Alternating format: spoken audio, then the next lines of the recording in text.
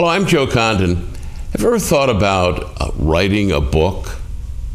I have once in a while, but I've never had the courage to do so. But our guest today is someone who has had the courage to write a book and has written several books and is a national author, and she's been very successful at it. We're honored to have with us today Elizabeth Brundage. So nice to have you with us, and I'm so impressed by someone who can take their thoughts and make them very interesting. Well, Joe, first of all, thank you for having me. And I love writing fiction. I love writing novels. It's just something that I've always wanted to do. I love telling stories. And so it comes fairly naturally to me. But I think everybody can learn how to write well. Now, when did you decide in your life that, wow, I think I would like to be an author? Did you write for a while for newspapers or magazines? I never did that. In fact, I started writing fiction I was really young. I grew up in New Jersey, and my brother was having some issues. He was having some problems. And I think that it was my way of trying to solve problems. I had a yellow pad of paper, and I just started writing stories. And so I naturally wanted to kind of work things out with a pen and paper, writing sentences. It was just something that always interested me. And so I began thinking about words more and writing poetry.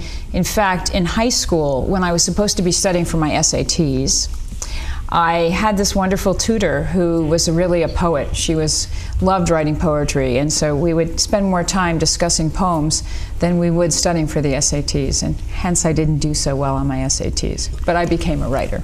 So you were saying, like, everyone encounters problems at night, and instead of sleeping, you try to figure out how you will resolve that problem. But Exactly. Instead, you decided to sit there with a paper and pencil and handle it that way? That's exactly right. And in fact, I think... What's the difference between that approach? What's the benefit from that approach as opposed to what people normally do? I think that I'm not sure if there's that much of a benefit, but I think what I want to speak to is that this sense of a problem for anyone out there who's trying to write, the sense of having a problem to work out, to resolve, is really the nuts and bolts of writing any kind of story, whether it's fiction, screenplays, a play. There's a conflict that the characters need to resolve. And I think if you think about it in those terms, it becomes a little bit easier to figure out.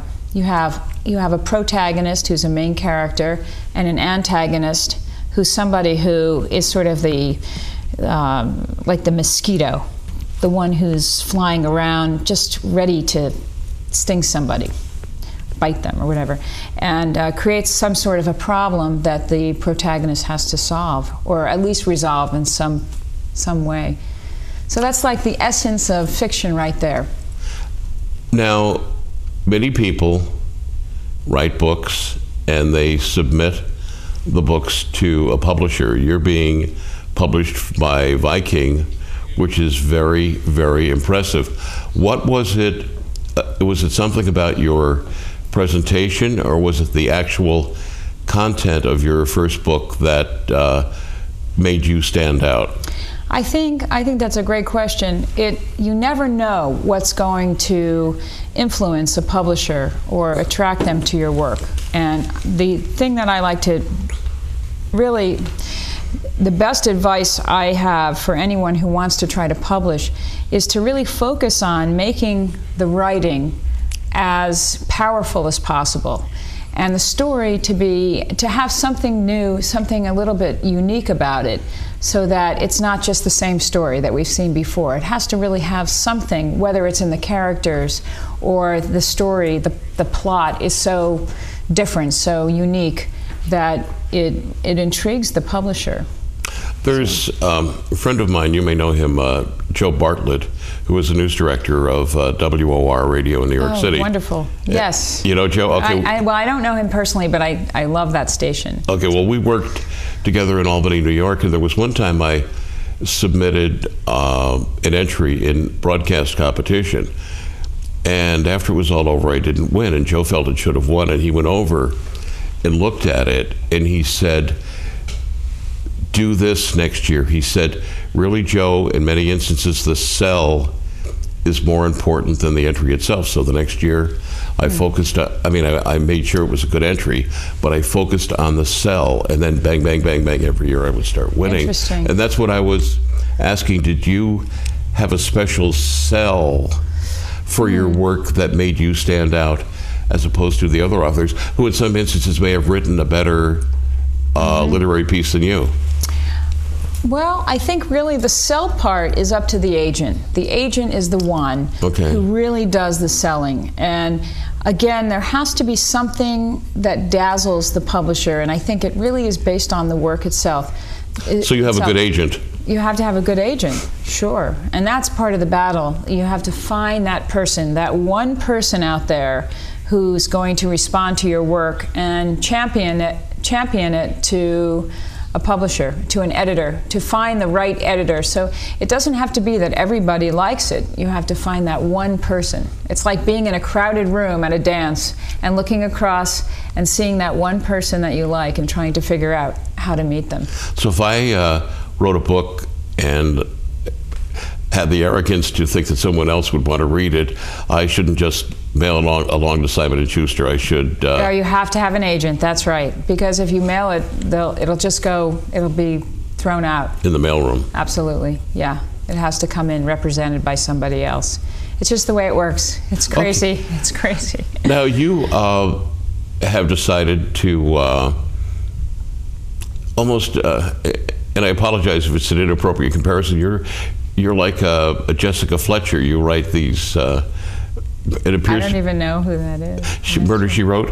Oh, Murder, She Wrote. Okay. Yeah. You know, I mean, it's sort of that seems to be your forte. Well, I think what I try to do, I'm trying to write a different kind of thriller. First of all, I like to write thrillers because I've always been interested in that nuts and bolts idea of having a problem, a character who confronts, like almost ordinary person who confronts kind of an extreme problem.